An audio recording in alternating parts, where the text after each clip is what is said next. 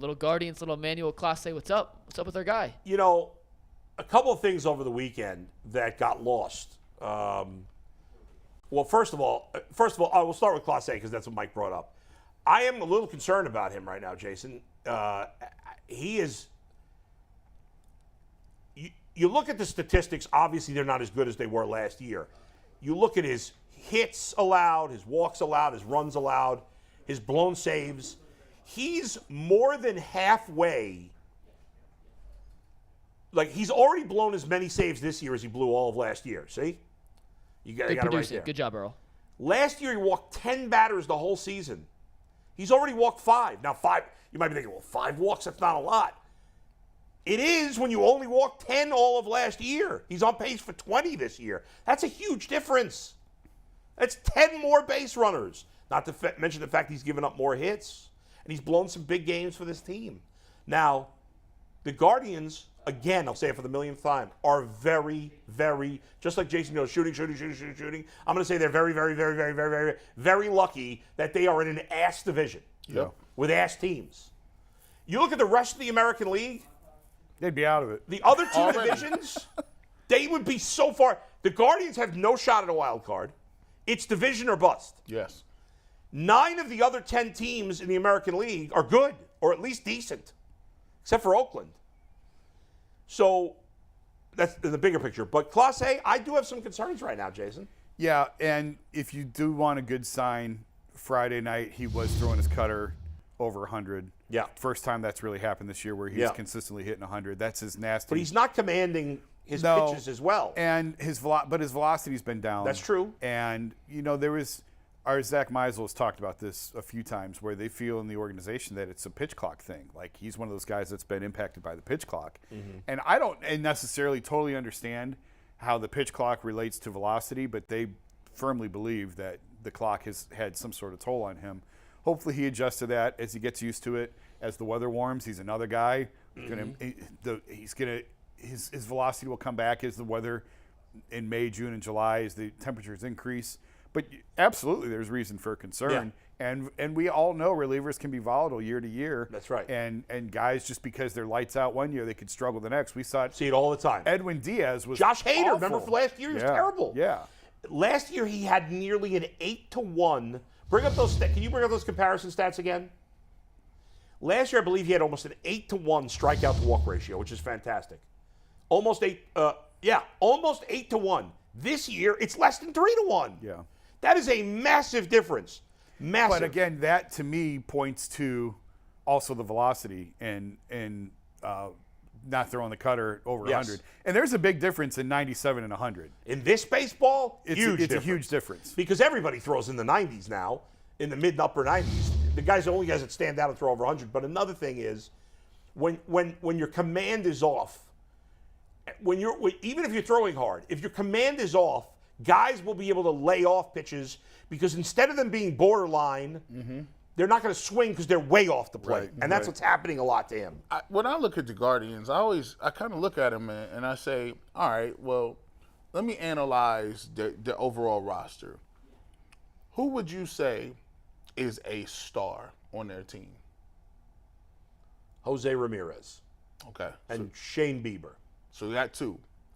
When you don't have stars, right? Stars. I'd say Clase, in borderline. As a closer goes, it would be a star. So if you look at the stars, what makes stars great is they have consistency, right?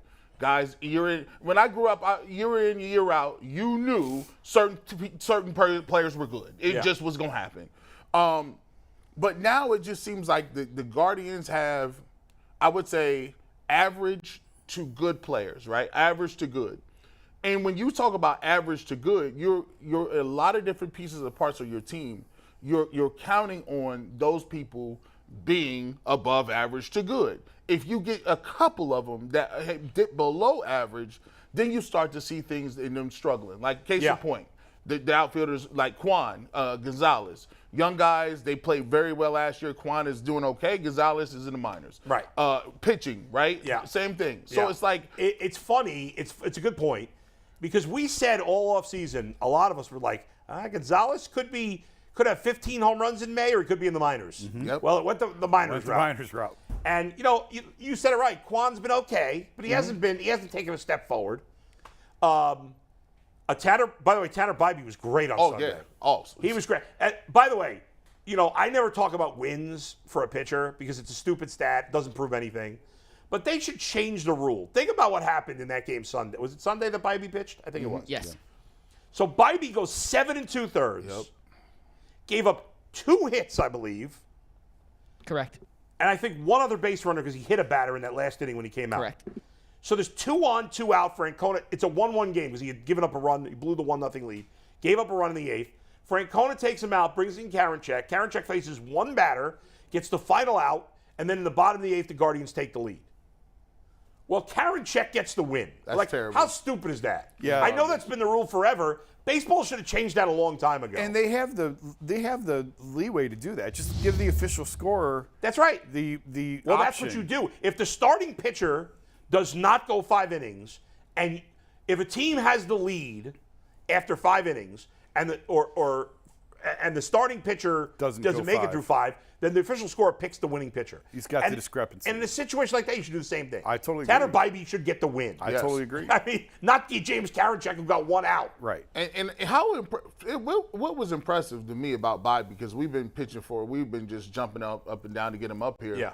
He had a terrible outing the one before. That's true. It was his only bad outing, and he bounced back. And a lot of times, baseball purists will say, look, you don't want a guy to come up from the minors, get up here, hit around a little bit, lose his confidence, and then, he's a shell of himself. But I thought that showed a lot. The fact that he came out in his next start and pitched that well, it Great shows point. that he's not going to shrink and fold up like a Christmas tree. Well, look at Baltimore. Grayson Rodriguez, the best pitching prospect, has been horrible. Yeah.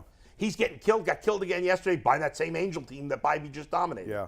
And Bybee, they called him up after his worst outing in the minors. That's true. He had That's a true, terrible yeah. outing He in Columbus. He's gotten in trouble with walks. His 2 bad outings this year, one in Columbus and one with the Guardians. He had a lot of walks in those games. And yet, still coming off his worst outing, you would think that would Yeah. make team officials say, oh, maybe he needs. No. 4 They out of knew he 5 was starts ready. in the big leagues have been good. Yeah. And He's been real good overall. I think he's throwing his last pitch in AAA. Oh, he's not going back. No chance. Listen. No chance he's going back. By the way, one other thing, great weekend for Josh Naylor. Hits late 8th inning home runs 3 days in a row. Yep. And Phil Nevin, the manager of the Angels, and I think this was also on Sunday. I don't know why all my days are blurred in my head. Did one of the because it was Sandoval pitching against Bybee because they were teammates in high school, which is amazing. Isn't that amazing? Yeah. That those guys are teammates in high school and they're pitching both against made each the other in the big majors. leagues. And Sandoval's a really good pitcher, kind of under the radar because he plays for the Angels, but the last couple of years he's been really good. Phil Nevin, the Angels manager, and I don't know, and I know you mentioned before, like I haven't heard his reason for this. Yeah, I don't know. Pablo Sandoval, again, he's been one of the top, I'd say 25 pitcher in baseball the last 2 years. Left-handed pitcher, been really good. He pitches into the 8th against the Guardians. The Guardians have a runner. It's a tie game. The Guardians have a runner on second, 2 out. The Angels, with Sandoval on the hill, intentionally walk Ramirez. And again, Sandoval, a lefty. He pulls the lefty to bring in Carlos Estevez to face Naylor. Now, Estevez is their closer. He's had a great year. He's had a great year. Fair. However, this is his first great year. He's not been very good before this year. So he's been good for a few weeks. Kudos to him. Sandoval, Way to strip his medals. Sandoval, is a way better pitcher than Carlos Estevez, even at 90 pitches or whatever he was. And Josh Naylor is, to me, maybe I'm not following some guy closely on another team, but I follow baseball pretty close. Mm-hmm. I can't think of a player that is more of a different player versus lefties versus righties. He is a borderline all-star against right-handers. And he is not even a major leaguer against lefties. And that's not an exaggeration. He cannot, and when he does hit lefties, he only gets singles, pretty much. He has zero power against lefties, whatever. Now we're talking over 300 plate appearances. Why on earth you would bring in a righty there, I have no idea. Even if it's a guy who's pitching well, makes no sense. Yeah, I can't defend it. I tend to agree. The only logical reasoning is he's our closer and we're going to get our closer to finish out the game and give him the last few outs. But yeah, when you look at Naylor's numbers against lefties, they're terrible. Again, if they had Emmanuel Clase when he's at his best. Do the or Angels Edwin even Diaz. have like a lefty reliever specialist? I don't even know their bullpen. I well enough to believe know. they have I believe they have a couple of lefties. I think Tucker Davidson. He's not a lefty. He's more of a starting pitcher. Because if you think long man. Sandoval's out of gas, then go get another lefty. But I mean, he just got an out. Before intentionally walking Ramirez, he got an out. Yeah. So I guess I'd rather Naylor face a lefty on fumes. Oh, yeah, well. Who's a good lefty on fumes. Yeah. Because the odds that Naylor's going to hit a home run against a lefty are almost nil. Yeah, I can't argue that. I mean, I don't know what understand he's that, doing. but fortunately it We'll worked out. take- And in we'll the take end, the Guardians did win 2 or 3 against a decent Angels Pretty team good over team. the week. Yeah. So we'll see. I mean, they're under 500. They're what, 19-21? Is that their record? 1921, correct. I still think they're going to win the division, despite all the problems on this team right now. Oh, yeah. That's crazy. Yeah. That's crazy. And that's why I'm not going too crazy about it. And there's things I don't like, and they do need to make a deal at some point. They need another bat. They've got about 2 more weeks. G asked before. Yeah. I'm waiting. When do you panic or when you start to worry? Yeah. And I think Memorial Day, Memorial Day weekend, start of June is when you can really. That's what you are. I don't know if you're necessarily going to start panicking. Right. But I think by June 1st, you are what you are. And by the way, I was screaming I wanted Bybee up here. Oh, here's my latest. Get Bo Naylor's ass up here. Oh, he's Mike killing the Zunino hasn't ball. had a hit in a month. He His had like 9 catching, home which runs. used to be good, has gone completely off the rails. He's a parking cone behind the plate. He sucks. All right, Cam Gallagher is a journeyman. Yeah. Bo Naylor's killing it in AAA. He is. Even if he's not, like I saw somebody say, well, he's not polished enough as behind the plate. Mike Zunino sucks behind the plate. He didn't always suck, but he's old. He can't do it. And Bo Naylor's crushing it in Well, AAA. guess what? Victor Martinez wasn't polished behind the plate Yeah, I when don't they give a called him crap. up. Right. And I'm not comparing Naylor to Victor I Martinez. need a bat. I need a bat here, Jason. Yeah. Let's go. Give me a bat. You guys want to hear an absurd statistic, which leads us right into our next game? Yeah. When was Cam Gallagher's last hit? Oh, I will say the COVID year. No, he does have 2 hits this year. September. Okay. Oh, this year? I was going to say September. He does have 2 hits this year. Can you go back to his last hit? I'll say April 8th. Very close. 16th. You're way too generous, Jason. 5th. The Cam Gallagher part is almost irrelevant The because 4-9. Bo Naylor, if he comes up, has got to be the everyday catcher. Yes. Yes. Yes. I So mean, you're on the DFAing Zunino if you bring up Naylor. Yeah, they blew it with the Zunino thing, but they didn't spend that much money. I don't think they blew it. I think they took a chance and it didn't work, but I wouldn't say they blew If it. ultimately Bo Naylor doesn't turn out to be a good player, and obviously he's barely played in the big leagues, then they should have traded for Sean Murphy. But whatever. Let's see what Bo Naylor's got. Come on now. Yeah, I'm with you. Stop And faffing we around. got rid of Austin Hedges. He has 9 hits this year, which is Oh, he sucks, too. 450% more than Cam Gallagher as the backup catcher. So I know that hurts for Anthony to Well, hear. but hey, Austin Sorry, Hedges buddy, wouldn't have but- 9 hits on the Guardians as a backup catcher. He only has 60 at bats. He has 9 hits and 60 at bats. Well, how many at bats does Gallagher have? 50. Oh, he does? Yeah. He's 2 for 50? 2 for 49. They've let him get up 49 times? It's bad. Tito! It's bad. What the F? Cam Gallagher is 49 trips to the plate? Tough look. I mean, I might be able to get 1 hit in 49 trips. No, I'm Tough kidding. look. Go ahead. Okay. Yeah. We're going to do one more call league. We're going to play a little game. We'll finish up with some final takes. But as we all know, the Call League Companies Championship is coming July 12th to the 16th. Check out all your favorite golfers live, up close and personal in action. Family-friendly fun for everyone. Learn more information at callleaguegolf.com. This next segment game, whatever you want to call it, was suggested by Eddie. He said, hey, wouldn't it be fun if Easy we went Eddie. back and looked at some historical Guardian stuff and see who, based on their careers in Cleveland, this is only in Cleveland, had Only in more of a Cleveland. certain statistic. Yeah. So whether they played for the Indians, Guardians, so Okay. we will do this. We'll see how it works, and if it works, Eddie Okay. may got a hit. So the first question, it's multiple choice. You're just going to tell me who had the most. In their Cleveland careers, Cleveland careers only. who scored more runs? Juan Gonzalez, Rick Manning, or Coco Crisp? Rick Manning. Are we doing this individually or as a group? Are we answering? You could all. Anthony will keep score if you want to give me an answer. All I right. mean, I don't think Juan Gonzalez played here. I'm gonna go. Juan, no. I'm gonna go with Coco Chris C. Juan was only here 1 or 2 years. Coco was here a He was here couple sometimes. different He only had a couple stints. stints. I'm gonna go Coco. Rick Manning 4 years. was Milwaukee and then Cleveland. Yeah. Yeah, give me Rick Manning. By the way, Coco Crisp, I called his games in the minors where he was going by Covelli. Covelli. Yeah. So one of each?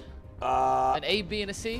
No. Jason and I are saying Rick Manning. you both Say said Rick Rick Manning, and G took Coco. G saying Coco. Steve, the correct answer is Ha! Coco. Nice. Coco Oh, Crisp. home By runs. home run. Sorry. Yeah, by Sorry. one. Dude, well, that's hell. Different. I don't know that I would have guessed any different. Very different. That's a big F You up said on me. runs. Big, But well, I that- read the graphic. That's on me. But That's that- embarrassing. Hand up. Hand But that's up. kind of crack. Throw that one out. Well, because Throw even it out. Doesn't count. I probably Doesn't would have count. guessed Juan I Gonzalez. would have honestly. too. I would have guessed Even Juan though he didn't play Gonzalez. here long because it was home runs. That's a little miscommunication. Those on other me and guys Anthony. weren't home run. Me Coco and Crisp Anthony. wasn't home All run. right, second one. Who has more hits as a Cleveland player? Is this bunt hits What? or is this? Tristan McKenzie, Corey Kluber, or Jake Westbrook? Are we sure it's hits? Do you have Or the right hit categories? batters. This is from What Eddie. kind of stupid question is this? Don't disrespect Eddie like that, Bull. Eddie came up with this? Yes. Hits? Has Tristan McKenzie even gotten to the plate? They have a DH now. Jake Westbrook. Oh, DH now. They've always had a DH. I'm gonna go with Westbrook. Jake Westbrook. Oh, it's just in their time in Cleveland. Just in their time in Yes. Cleveland. So now they hit in the National League. Was interleague a thing when Westbrook was here? Yeah, it was, right? Yeah, it was. Yeah, it was. I'll say Kluber was a bad hitter, if I remember. I'm going to say Westbrook. Jake Westbrook. 2 for Westbrook. Is it or 3 for Westbrook? Yeah, give me Westbrook, I guess. 3 Kluber for went. Westbrook. The I answer. bet you they all have single digits, right? Steve, take it. Kluber. Kluber with 3. Wow. I mean, No one got it right. Eddie, I love you, but that's a terrible question. I mean, come on. But what he's saying is, yeah, well, I mean, come on. how could you guess? Because these dudes do non-traditional things. So I guess he's going out with the oxymoron. The first question I kind of liked. I see thought what that you're was- saying. But Mike screwed that one up. I The screwed second that one up, question was yeah. a stupid question. All right, but that's fun. Go All ahead. right, who had the most losses in their Cleveland career? Most Fausto losses. Carmona, Carlos Carrasco, or Trevor Bauer? By the way, I love that Trevor Bauer's getting killed in Oh, Japan. I saw that. He's got an killed. ERA over 8. First he was doing like racist things against Japanese people there. Not a big What? surprise. For real? He was like making fun of the culture or something. I don't remember what he was doing. Now he's getting killed out there. Good. I'm gonna Let go him with end up in the Australian League next. I'm gonna go with Cookie Carrasco. Fausto Carmona Carmona and Carrasco both had some really lousy years early on. losses. Wasn't Carmona like? Actually, he had Carmona. Well, wasn't Fausto like 45? But he said it was like 26 or yeah. something. Yes. Fausto Carmona was actually like Eddie Rodriguez, or what was his real name? Yeah, it was. His name was not Fausto Carmona. Yeah, his real name was much more generic than Yeah. Fausto Carmona. I thought it was like I forgot something it. Gonzalez or something. Yeah, I don't remember now. Can't remember. What Tony, his- was it Tony Fernandez? No. No, Tony Fernandez was a good shortstop. Give me. I'm going Carrasco. Yeah. God, Bull and I are agreeing, and we're wrong And we're on all wrong. these. I'm gonna go with Cookie. I like Cookie, but give me Carmona. All right. Steve, the Saying answer. Carrasco. Ah! God bless I it. like this game now. Stuck with my Listen, I like this game. gut. Yeah, because Carrasco early in his career was piling up some losses. Yeah. And he went to the Moved him to bullpen. the Yeah. bullpen. So you And get that kind of turned him around. That kind of turned his career around. Yeah. but you could take L's in the bullpen real easy. Good, that's true. All All right. right, so I found out why the confusion came with the home runs, because this next question is not home runs. It truly is runs. You sure? Okay. I promise you, I'm looking Okay. at the answers here.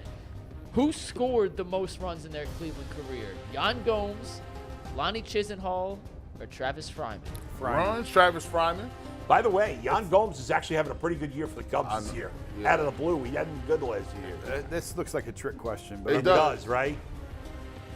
I'm gonna go with Travis Fryman. Lonnie Chisenhall at one point was a top prospect. I know. Oh, listen, Never. just- He's out of baseball. Fryman was not here long, but he was an But he was on- everyday player. And he was on good, He was on good good lineups. teams. Yep. Lonnie Chisenhall was such a scrub. It can't be Gomes. I got a weird feeling it's Lonnie Chisenhall. Me too. He hung around a long time.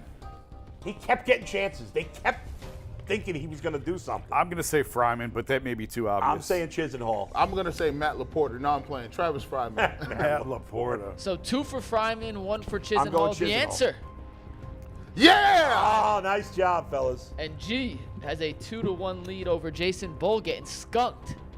What are you talking about? I got one. Who He got says Carrasco. Who I got says Carrasco. G don't know baseball? The Duke of Newkirk has Wait crossed a over. second. I had Carrasco. Yeah, I took Carmona.